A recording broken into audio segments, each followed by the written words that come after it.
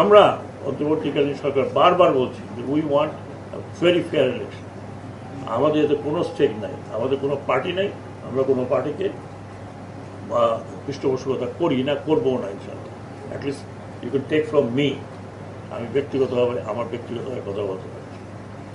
তো আমরা একটা ফ্রি অ্যান্ড ফেয়ার ইলেকশন দিতে চাই, এটা অঙ্গীকার অন্তর্বর্তীকালীন সরকারের। ভালো হোক মন্দ হোক, আমরা যাই থাকি না কেন, উই ওয়ান্ট টু টেল পিপুল যে বাংলাদেশে একটা একটা ফ্রি অ্যান্ড ফেয়ার সমাজের সূচনা হবে একটা ভালো নির্বাচন।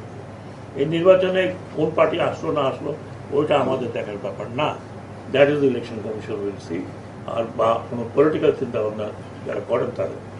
কিন্তু আমরা বদ্ধপরিকর যে একটা ভালো নির্বাচন আমরা দিয়ে আমরা দায়িত্ব হস্তান্তর করতে চাই যারা নির্বাচিত হন।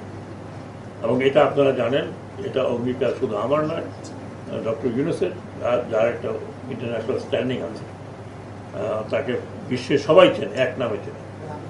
তো দেয়ারফর এটা কিন্তু সরকারের অঙ্গীকার, আমরা আশা করি যে আমরা সেই অঙ্গীকারে থাকতে পারবো। বাকিটা হচ্ছে নির্বাচন কমিশনের কাজ। ফেয়ার অ্যান্ড ফ্রি ইলেকশন করানো হলো একেবারে কনস্টিটিউশনালি, দায়িত্বটা কিন্তু নির্বাচন কমিশনের, সরকারের সহায়তা মাত্র।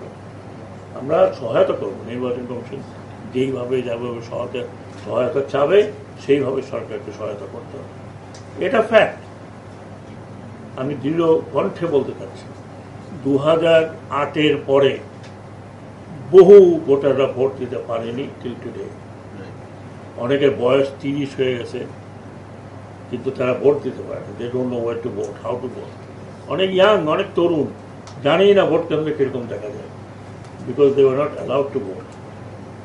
এটা খুব দুঃখজনক যে আপনি মেজরিটি ভোটারদেরকে বাইরে রেখে দেশ পরিচালনার যে ব্যবস্থা করেছেন, এবং সেখানে আমরা বললে সবাই সহযোগিতা করি, শুধু সরকারের দলকে ওই সময় সরকারের দল দিতে হবে না, আমরা সবাই এই দিকে ওই দিকে কথা বলেছি।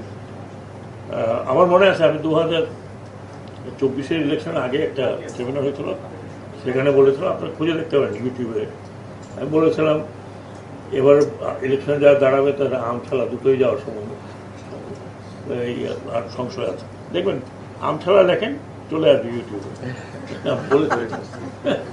যারা যারা ওখানে ছিলেন হয়তো মনে থাকতে পারে, এবং গেছে, কিন্তু আমও গেছে, ছাড়াও গেছে। আমাদের অনেক বন্ধু বান্ধবের এখন আম ছাড়া চলে গেছে। তো যাই হোক, আমি আশা করবো যে আগামী নির্বাচন যেহেতু সরকার যেরকম চাচ্ছে, নির্বাচন কমিশনও সেরকম চাচ্ছে। আমি নির্বাচন কমিশনের উপরে সম্পূর্ণ আস্থা রাখতে চাই, টিল দে ফেল। এ পর্যন্ত আমি আস্থা রাখতে চাই, আমরা সরকার আস্থা রাখছি নির্বাচন কমিশনের উপরে। আপনারা যে সমস্যাগুলো তুলেছেন, এই সমস্যাগুলো আমি শুনলাম কিছু কিছু, আমার দেওয়ার যাতে ইলেকশন কমিশন শুড রিপ্লাই। কিন্তু আমি আমার ব্যক্তিগত মতামত, যেহেতু আমি নির্বাচন কমিশনে ছিলাম একটানা 5টি বছর, এবং এই পুরো সংস্কারের মধ্যে আমি ছিলাম, ওয়ান অফ দি মেম্বার। এবং আপনারা জানেন যে ওই সময় আমূল পরিবর্তন হয়েছিল। আজকে যে হলফ নেওয়ার কথা বলছেন সেটা থেকে শুরু করে এই কোড অফ কন্ডাক্ট, সমস্ত কিছু কিন্তু আমরা 1 বছর লেগেছিল, 2 বছর লেগেছিল আমাদেরকে তৈরি করতে, ইনক্লুডিং আজকে যে আইডেন্টি কার্ড নিয়ে আপনারা পকেটে ঘুরছেন, এটা তৈরি করার পিছনে আমাদের কিছু অবদান ছিল ডেফিনেটলি।